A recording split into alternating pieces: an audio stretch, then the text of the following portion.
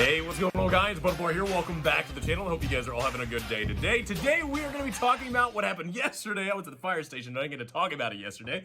But today, we are going to be talking about the reveal of Resident Evil Village, seeing some gameplay. A demo got released yesterday just for PlayStation 5, which is a little lame, at least in my opinion, as somebody that enjoys playing games on Xbox or even maybe PC. I'm a little bummed to see that the demo is just on there. I think it's going to be coming later on. But I want to give you guys my opinion about exactly what was shown in that reveal. Talk about the gameplay, talk about the environment, talk about the sound, even talk about some of the characters in this. I'm not going to lie.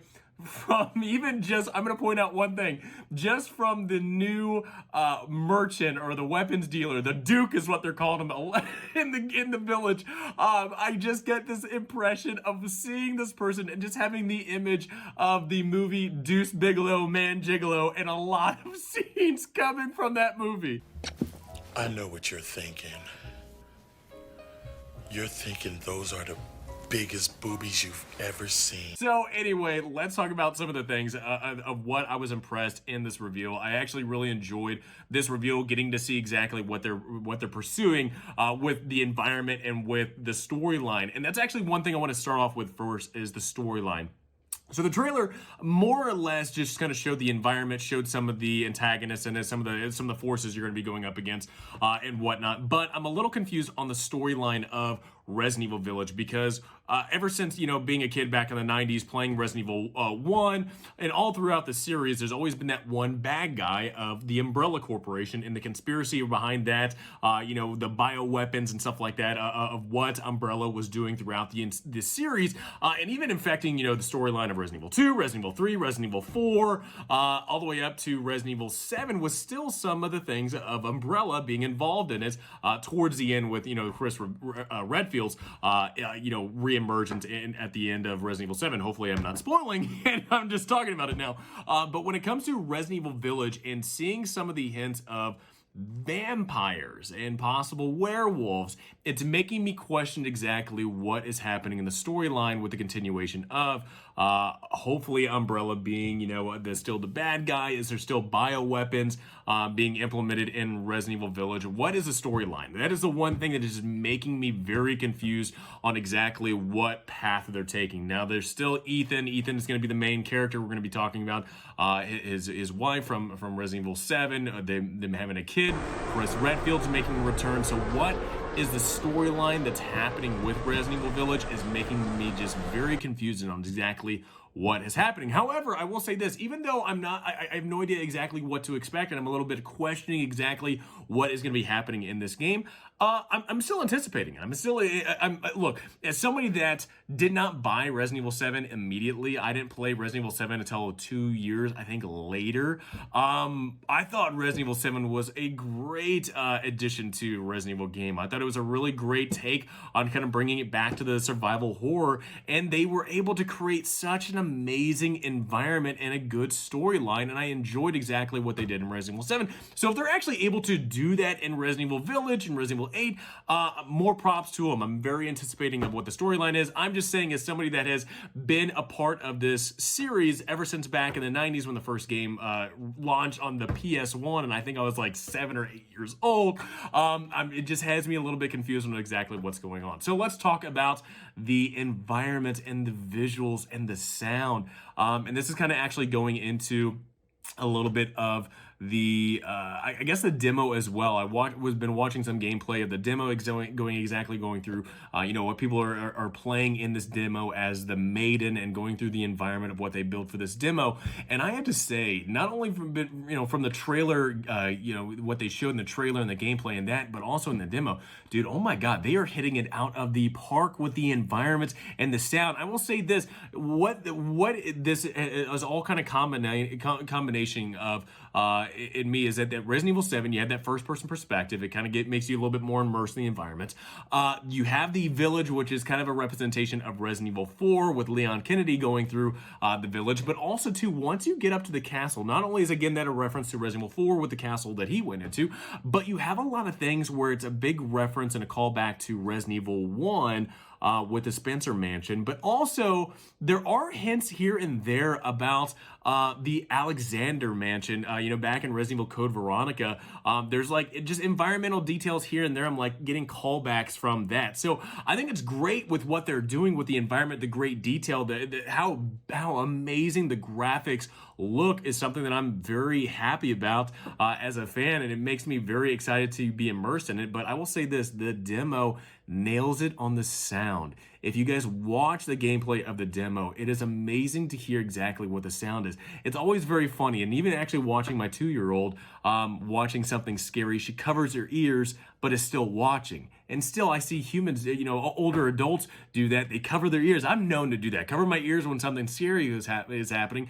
But the fact that they are nailing the sound in the demo makes me anticipate of how scary the game can get. I've been wanting to have a very scary game, and I'm very excited to see exactly what they are hitting on this. And the demo is definitely showing me that the game is going to be pretty good, and I'm, again, very anticipating of it.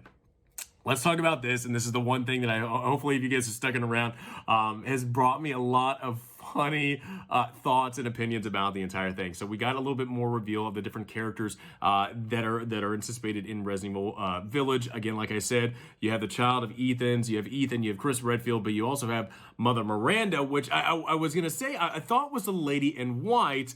But I think she actually makes a phone call to Mother Miranda. So who's that lady?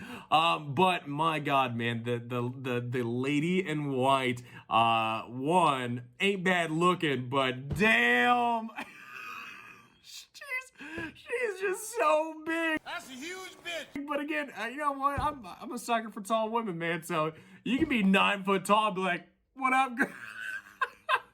But also you have the merchant, the Duke that they're talking about, and I'm just like looking at this like, I'm anticipating to see exactly how he fits in the storyline, but I'm looking at it just kind of laughing like it looks like the Blob from, X-Men, or the big dude from Blade, the computer guy from Blade.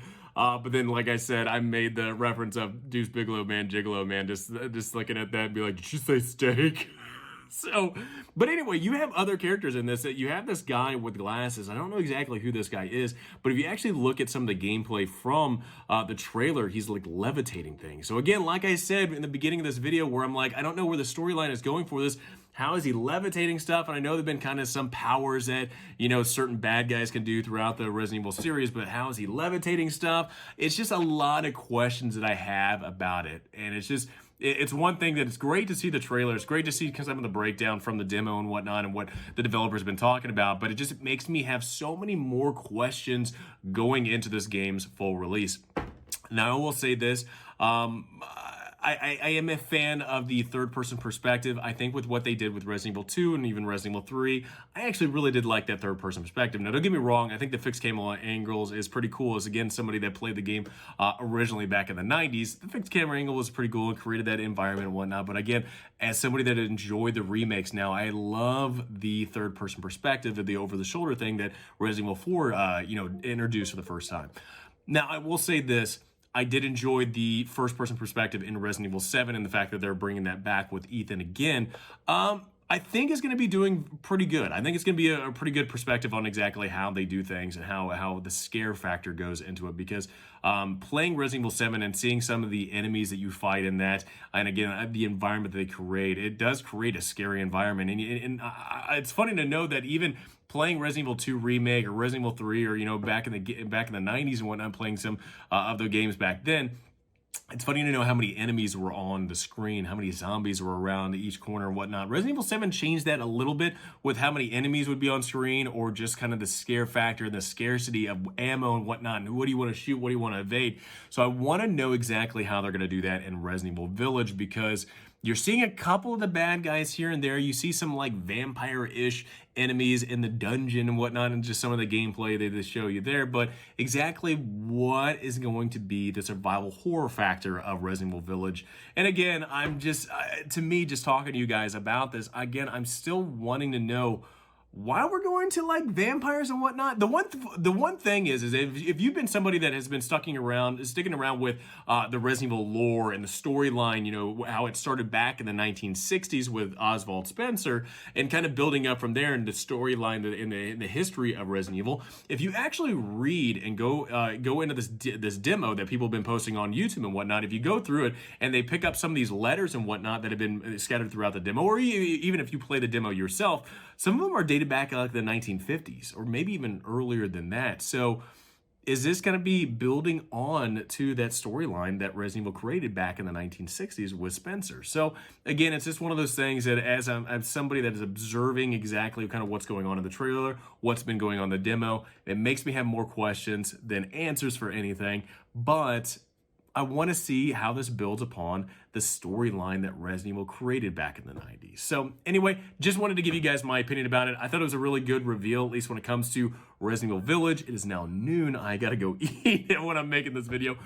If you guys have stuck around this far, I'm gonna be making another Resident Evil video talking about what happened after the Resident Evil Village reveal, which to me, I don't know what in the world they were thinking, but we'll get into that. So, guys, hope you enjoyed the video. Please have a great rest of the day. Get them biceps, man. And I'll see you guys next time. Bye, guys.